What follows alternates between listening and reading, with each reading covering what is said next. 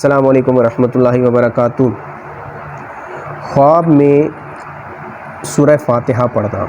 جی ہاں، اگر خواب میں کوئی شخص دیکھتا ہے کہ وہ سورہ فاتحہ پڑھتا ہے تو سورہ الحمد کا پڑھنا خواب کے اندر یہ اس چیز کی علامت ہے کہ آپ کی جو دعا ہے وہ قبول ہوگی اور آپ کو خوشی ملے گی، دین اور دنیا دونوں کی آپ کو خوشی ملے گی۔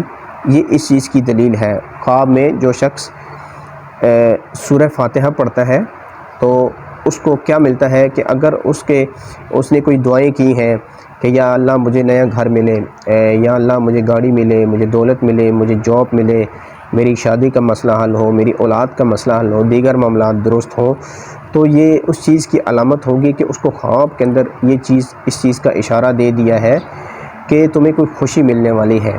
جی ہاں، اور اس کی انشاءاللہ عز و جل اس کو خوشی اور مسرت یہ دونوں چیزیں انشاءاللہ عز و جل ملے گی۔ السلام علیکم ورحمۃ اللہ وبرکاتہ۔